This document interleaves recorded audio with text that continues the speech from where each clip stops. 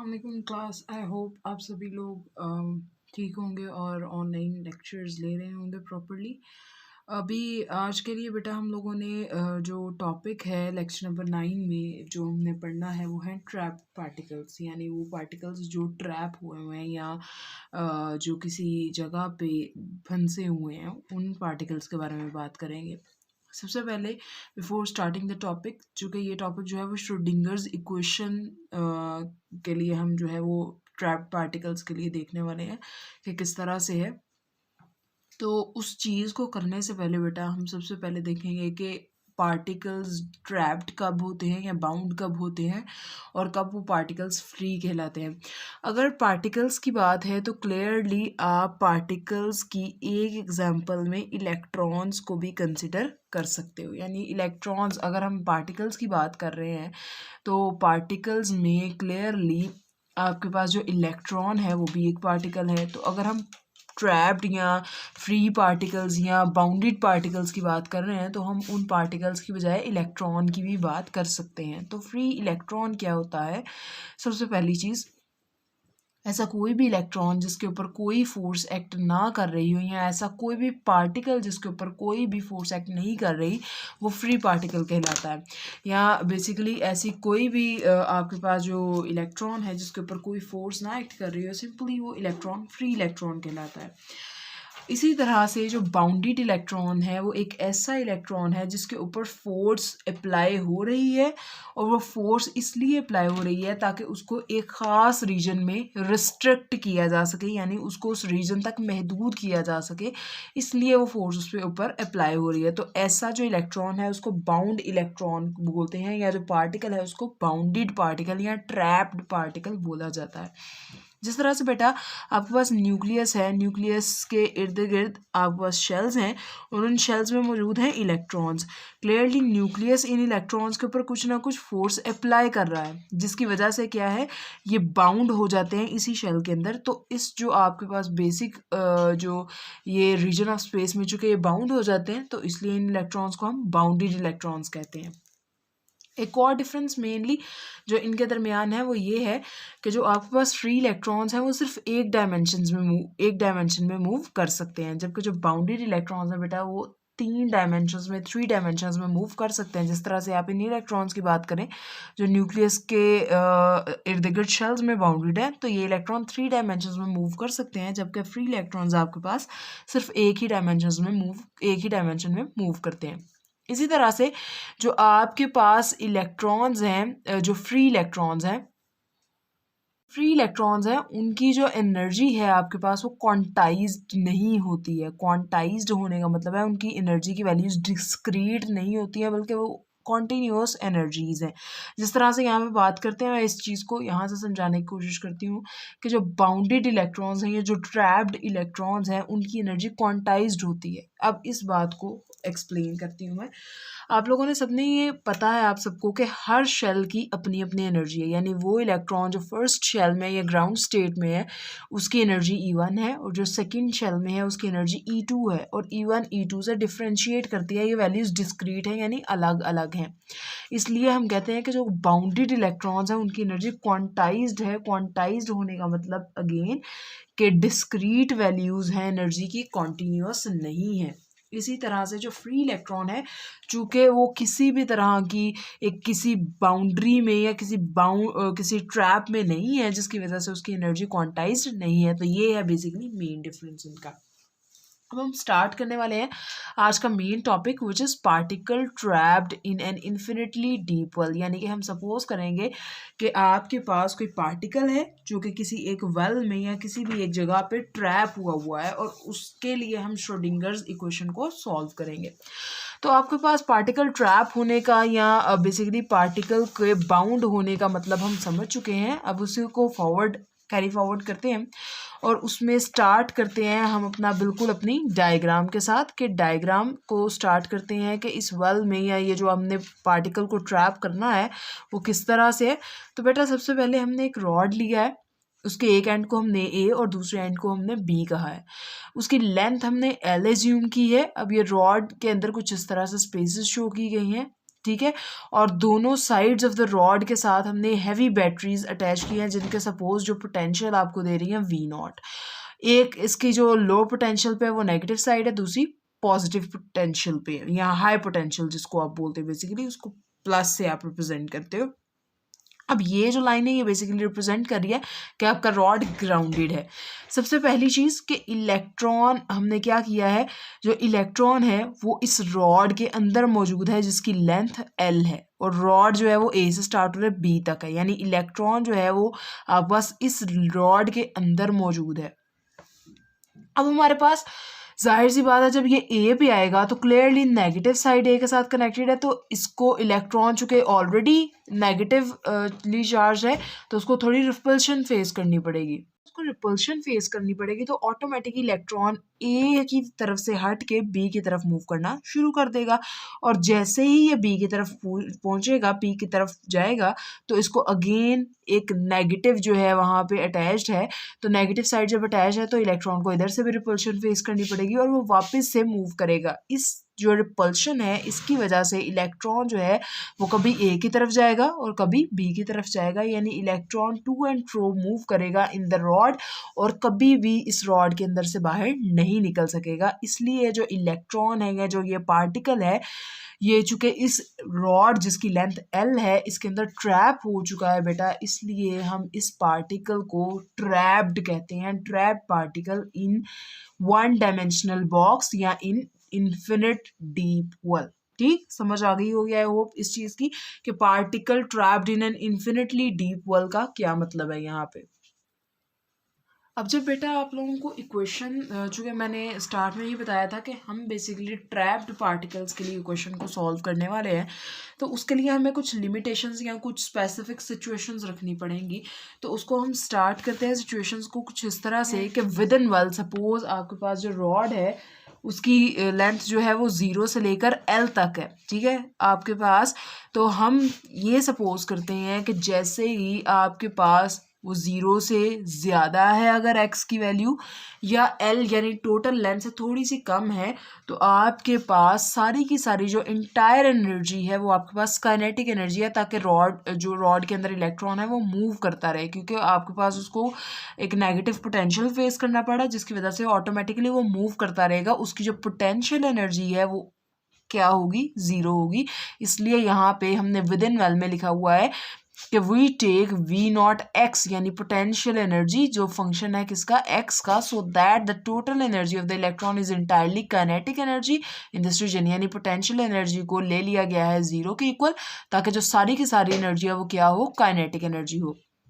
जबकि outside the well यानी कि जब x इक्वल टू 0 होगा या x इक्वल टू L होगा, दोनों केसेस में आपके पास जो पोटेंशियल एनर्जी है वो इन्फिनिट हो जाएगी, या फिर इसके अलावा भी कहीं अगर L से बड़ा है या 0 से छोटा है तो दोनों केसेस में आपके पास पोटेंशियल एनर्जी जो है वो इन्फिनिट हो जाएगी। हमने जो पार्टिकल को रिस्ट्रिक्ट किया है वो इस इंटरवल के अंदर किया है, यानी या तो वो 0 से बड़ा होगा, 0 इन्वॉल्व नहीं है, 0 से लेके L तक 0 इन्वॉल्व नहीं है, L भी इन्वॉल्व नहीं है बेटा। तो इसका मतलब है कि इसके अगर आपका पार्टिकल सपोज 0 पे है यानी एक एंड पे है, तो इसके लिए आपका वेव फंक्शन किसके इक्वल होगा, 0 के इक्वल होगा।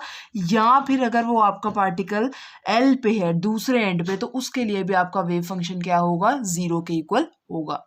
हमने जो लिमिट्स बेटा सेट की हैं वो ये है कि पार्टिकल आपका जो है वो इस रीजन के या इस इंटरवल के अंदर अंदर है, अगर वो इस इंटरवल के बाहर है तो आपका वेव फंक्शन ऑटोमेटिकली क्या हो जाएगा, 0 हो जाएगा, क्योंकि किसी भी सूरत आपका पार्टिकल इसके बाहर जो है वो इस आपके पास इस रीजन के अंदर लाई नहीं कर रहा है। ठीक, अब हमने इसको कुछ इस तरह से एक्सप्लेन किया कि सपोज हमारे रॉड है, इसकी लेंथ 0 to L है, इसके अंदर अगर आपके पास पार्टिकल है तो पोटेंशियल एनर्जी 0 है, अगर 0 बाउंड्री पे है तो भी इन्फिनिटी के इक्वल है पोटेंशियल एनर्जी, और अगर 0 से कम है तो भी इन्फिनिटी, अगर L से ज़्यादा है तो भी इन्फिनिटी, और अगर L पे है तो भी आपको पोटेंशियल एनर्जी किसके बराबर है, इन्फिनिटी के बराबर है। तो स्टार्ट करते हैं इसी चीज़ को हमारे पास ये जो कंडीशंस है बेटा इनको कहते हैं बाउंड्री कंडीशंस। अब इन्हीं को लेके हम लोगों ने चलना है, साथ साथ हम लोगों ने श्रोडिंगर वेव इक्वेशन पढ़ी थी। वो क्या पढ़ी थी? -h⁻² d square over d x square plus V not into phi is equal to E phi. हमने इस चीज़ को हैमिल्टोनियन कहा था, H phi is equal to E phi. तो अब हमने बेसिकली क्या करना है, इस इक्वेशन को सॉल्व करना है। ऊपर जितनी भी हमने रिस्ट्रिक्शंस पढ़ी हैं, ये जितनी भी हमने चीज़ें पढ़ी हैं, उसके मुताबिक हमने इसको सॉल्व करना है। हमने सबसे पहली चीज़ कही कि आपका जो पार्टिकल है या जो इलेक्ट्रॉन है that is inside the well, यानी इस लेंथ ये जो आपने कंसिडर की थी इसके अंदर आपका इलेक्ट्रॉन कहीं मौजूद है। तो बेटा उसके लिए हमने ये कहा था कि अगर ये इनसाइड वेल है तो इसका मतलब है कि potential energy must be equal to zero. तो फर्स्ट स्टेप हम ये करने वाले हैं कि हम अपने श्रोडिंगर्स इक्वेशन में वी नॉट को इक्वल ले लेंगे ज़ीरो के, ताकि हम उसको ये आप ये कह सको कि ये जो पार्टिकल है वो ट्रैप हुआ है इनसाइड द वेल। ठीक, अब आपके पास इस इक्वेशन को हमने लिख दिया -h⁻² d square d x square plus 0 into phi is equal to E phi. अब ऑब्वियसली ये इसमें ऐड होगा, सिमिलर चीज़ वापस आ जाएगी। फाई को अंदर मैंने मल्टीप्लाई कर दिया बेटा 2m/h², इधर आपके पास 2m डिवाइड हो रहा है, उस तरफ जाके मल्टीप्लाई हो जाएगा h²। इधर आपके पास क्या हो रहा है बेटा, h² इधर आपके पास मल्टीप्लाई हो रहा है, दूसरी तरफ जाएगा तो ऑटोमेटिकली क्या हो जाएगा, डिवाइड हो जाएगा। आपके पास ये चीज़ बच जाएगी d² phi is equal to d x square is equal to minus, अगर मैं माइनस को उस तरफ शिफ्ट कर दूँ, -2m ई फाई ओवर h²। अब ये सारी जो चीज़ है बेटा इसको अगर हम ले लें 2m ई ओवर h², इसको मैंने ले लिया है कांस्टेंट k² के बराबर ले लिया है। आप यहाँ पे लिख सकते हो d² phi is over d x square plus k² phi is equal to 0। बेटा तो हमारे पास ये जो इक्वेशन आई है, आप सबको ये पता चल रहा है कि आपका जो डिफरेंशियल है उसकी पावर 2 है, यानी ये सेकंड ऑर्डर डिफरेंशियल इक्वेशन है। और इसका जो सोल्यूशन है वो कुछ इस तरह से हमें ज्यूम कर सकते हैं, phi x is equal to A sine k x plus B cos k x. इसका सोल्यूशन हम यूँ कुछ एज्यूम करेंगे।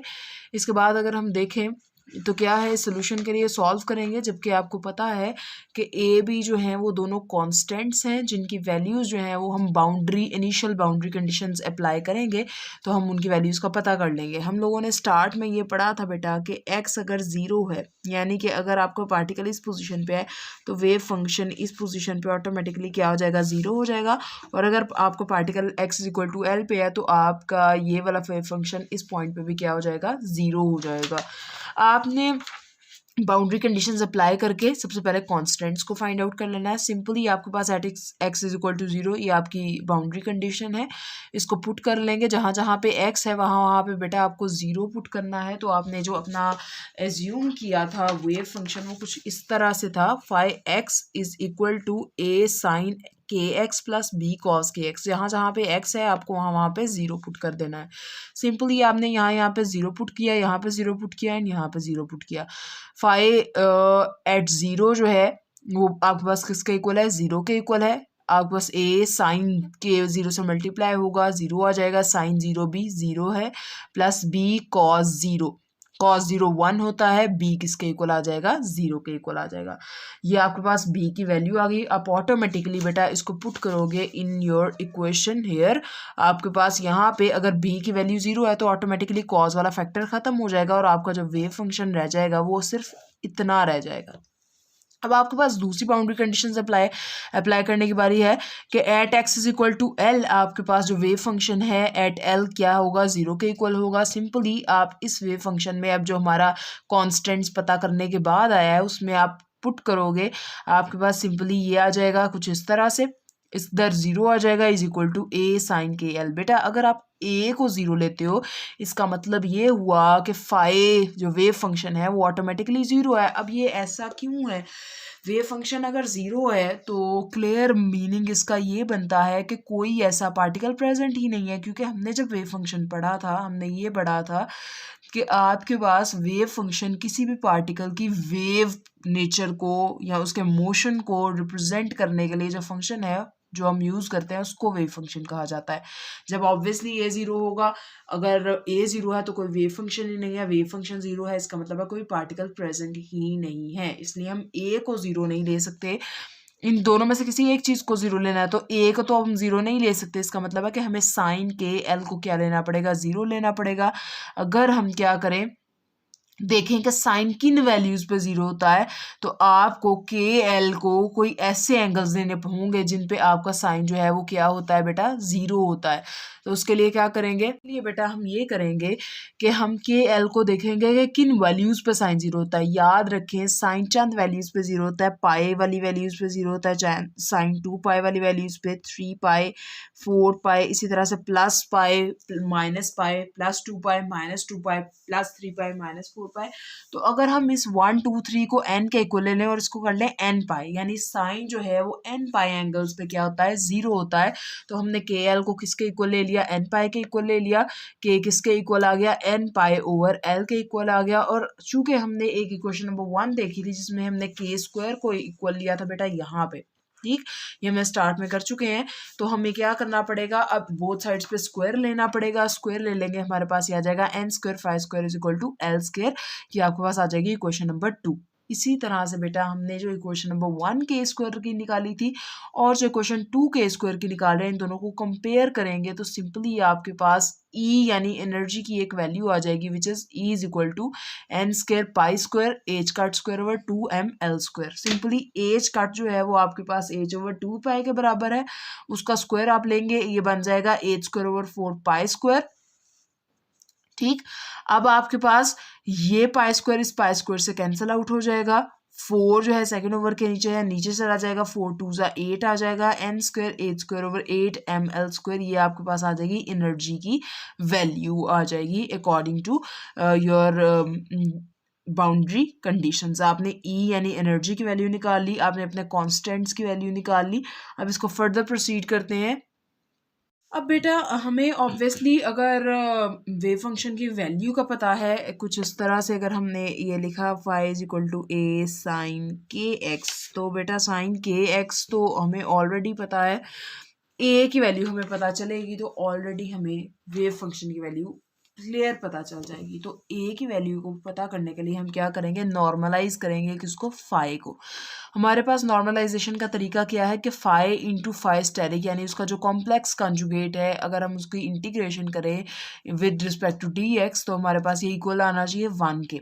हमारी जो लिमिट्स हैं यानी जो हमारा पार्टिकल है वो 0 टू L के अंदर है, तो हम अपनी लिमिट्स को 0 टू L तक शिफ्ट कर लेंगे। आपका जो फंक्शन है वो एज इट इज़ आ जाएगा और जो उसका कॉम्प्लेक्स कंजुगेट है वो भी बेटा एज इट इज़ आ जाएगा, क्योंकि कॉम्प्लेक्स कंजुगेट का मतलब होता है कि एयोटा को रिप्लेस करना होता है किससे, माइनस एयोटा से। लेकिन अगर आप देखो तो आपके फंक्शन में कोई भी एयोटा मौजूद नहीं है, सिंपली ए से मल्टीप्लाई होगा, ए स्क्वायर आ जाएगा, साइन साइन से मल्टीप्लाई होगा, sine square k x d x is equal to 1 आ जाएगा। आप बेटा अगर इंटीग्रेशन करते हो, आपने सेकेंड ईयर में पढ़ी हुई है इंटीग्रेशन, तो आपको ये पता होना चाहिए कि जो साइन स्क्वायर वाली क्वांटिटी है उसका इंटीग्रेशन नहीं होता, उसके लिए हमें कन्वर्जन करनी पड़ती है। तो कन्वर्जन के लिए हम फॉर्मूला यूज़ करते हैं कॉस 2 थीटा का, डबल एंगल आइडेंटिटी को बेटा हम यूज़ कर रहे हैं यहाँ पे। कॉस 2 थीटा किसके इक्वल है, 1 माइनस 2 साइन स्क्वायर थीटा के इक्वल है। इसको उस तरफ शिफ्ट कर लें, कॉस 2 थीटा को इस तरफ शिफ्ट कर लें। हम लोगों ने नेक्स्ट क्या करना है, हम लोगों ने नेक्स्ट ये करना है कि सिंपली हमने 2 जो यहाँ पे मल्टीप्लाई हो रहा है उसको इस तरफ ला के डिवाइड कर देना है, आपके पास आ जाएगा sine square theta is equal to 1 minus cos 2 theta over 2। आप अगर इसको थीटा को के एक्स उसकी जगह पे पुट करो, बिकॉज आपके पास यहाँ पे जो आपका है जो बेसिक चीज़ है उसमें के एक्स है, थीटा की जगह पे के एक्स पुट करोगे, सिंपली यहाँ पे के एक्स आ जाएगा, इसको पुट करोगे, 2 कांस्टेंट है, 2 को आप बाहर ले सकते हो। 2 को जब बेटा आप बाहर लोगे तो ये आपके पास कुछ इस तरह से आ जाएगा, इंटीग्रेशन सिंपली दोनों पे अप्लाई हो जाएगी, 1 पे भी और 2 के एक्स कॉस 2 के एक्स पे सेपरेटली अप्लाई हो जाएगी। सिंपली इंटीग्रेशन किसी भी कांस्टेंट की x होती है, ये इसके लिमिट्स हैं 0 टू L। इसी तरह कॉस की जो इंटीग्रेशन है वो साइन 2x है, साइन 2 के x है, और जो भी एंगल होता है उसका नीचे हम डेरिवेटिव ले लेते हैं विद रिस्पेक्ट टू x। तो आपके पास यहाँ पे जो डेरिवेटिव है विद रिस्पेक्ट टू x वो 2 की आ जाएगा, कांस्टेंट से बाहर आ जाएंगे और डेरिवेटिव x का 1 आ जाएगा।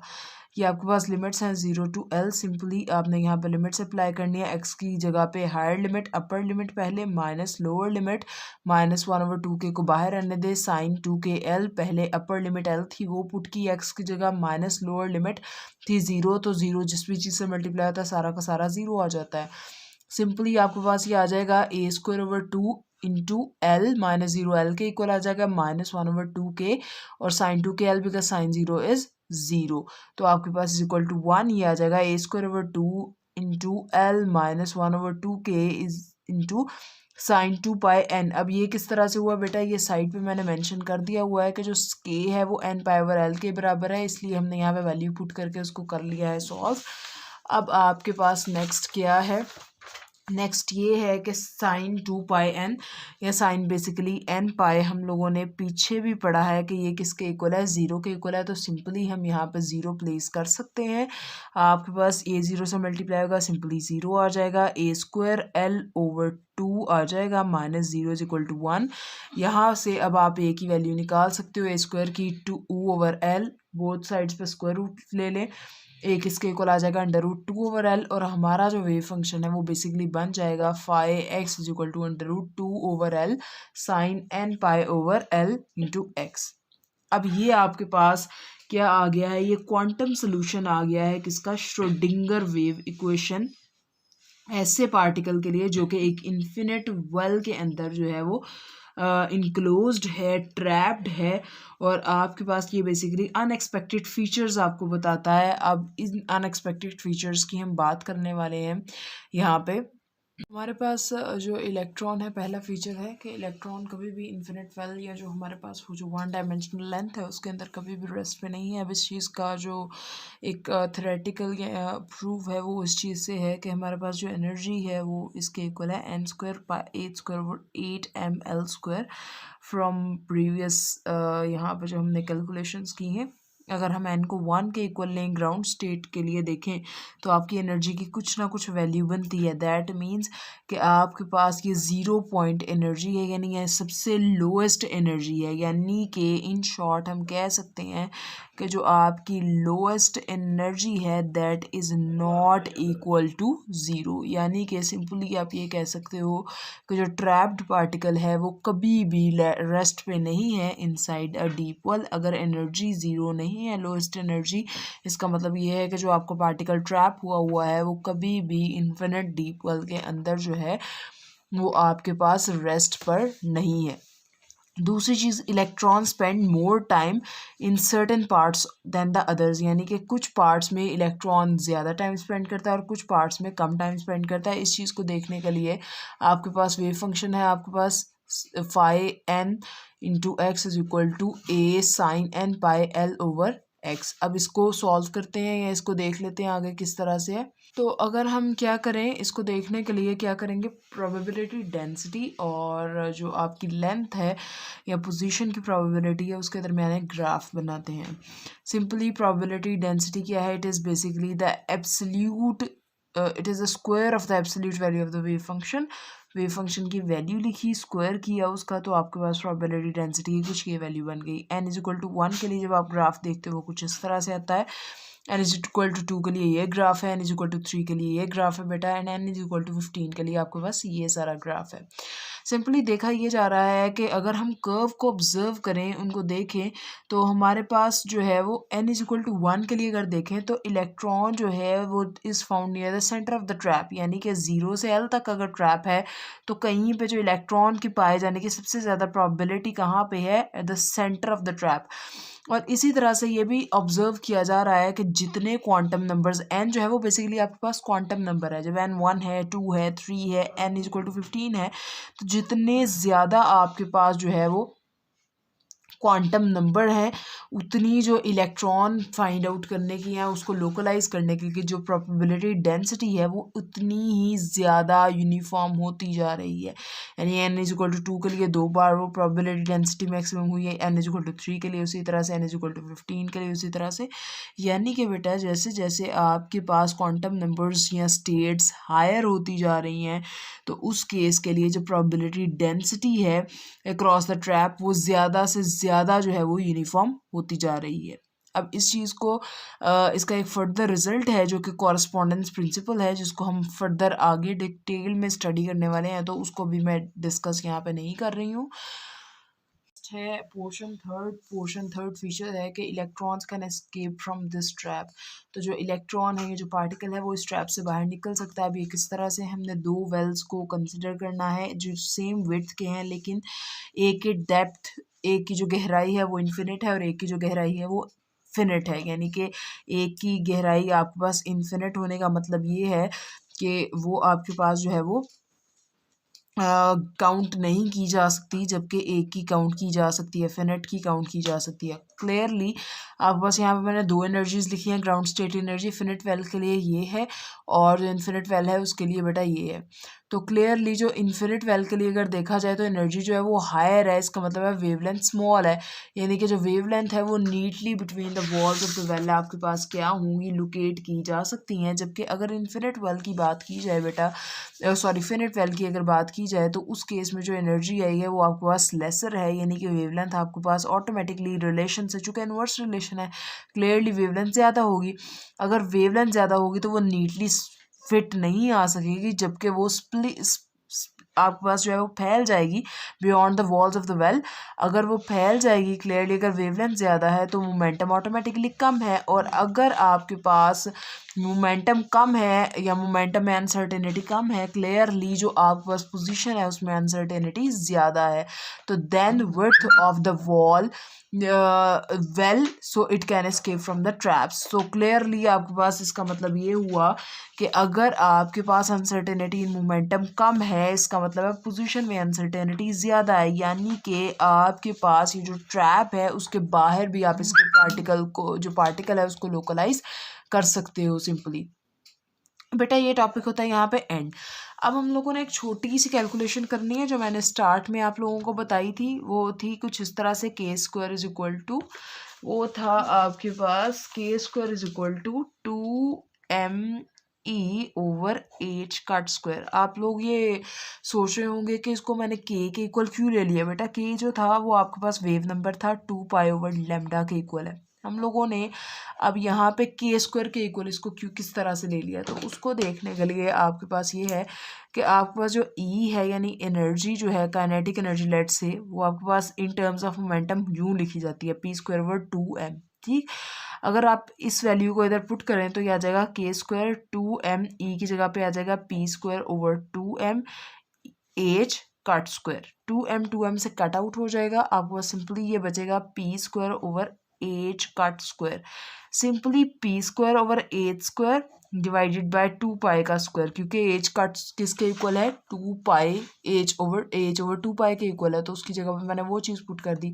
P square over h square, second over में जो भी चीज़ है बेटा वो ऊपर चली जाएगी, 2 पाई होल स्क्वायर, ये आपके पास लेमडा के इक्वल आ जाएगा। लेमडा का square, p over h is equal to lambda होता है, lambda square into 2 pi square whole square. ठीक है, ये 1/लेमडा स्क्वायर के बेटा इक्वल है भाई, यहाँ से कट आउट करके 1/लेमडा स्क्वायर इंटू 2 पाई स्क्वायर। इसको यहाँ से इस एक्सप्रेशन से मैंने निकाला है p o lambda is equal to h over p. ठीक है, तो ये पी ओवर एच है तो ये 1/लेमडा के इक्वल होगा, 1/लेमडा स्क्वायर। अब इसको हम लिख सकते हैं 2 पाई/लेमडा का होल स्क्वायर, और 2 पाई/लेमडा किसके इक्वल है, के, तो के स्क्वायर। तो ये चीज़ मैंने स्टार्ट में बता दिया आप लोगों को। ओके बेटा, ये हो गया आप लोगों का सारा। आई होप कि जितनी भी डिटेल्स हैं वो डिस्कस हो चुकी हैं, इसको देख लीजिएगा एक बार, और अगर कोई प्रॉब्लम हो तो वो पूछ लीजिएगा। इसको मैं आपको शेयर कर दूँगी जब वो। अभी आपके लिए ये है दो चीज़ें, एक आपके नोट्स नहीं आए हैं लास्ट 2 लेक्चर्स के, अटेंडेंस उसकी बेस पे होनी है, आप लोगों को ये पता होनी चाहिए। नोट्स नहीं आए हैं, ना ही आपने वेव फंक्शन वाले टॉपिक के नोट्स सबमिट कराए हैं, ना ही आप लोगों ने श्रोडिंगर्स वेव इक्वेशन वाले नोट्स सबमिट कराए हैं, और अब ये तीसरा आपका जो टॉपिक है वो आ गया है। इसके अलावा सेकंड चीज़ जो है वो ये है कि क्वेश्चनिंग देख लीजिएगा, अगर कोई है तो उसको आप लोग कर लें अपने ग्रुप के अंदर।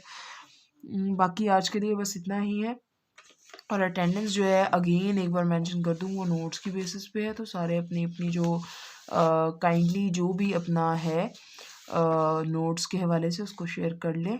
और अभी के लिए इतना ही। टेक केयर, अल्लाह हाफिज़, साइनिंग ऑफ।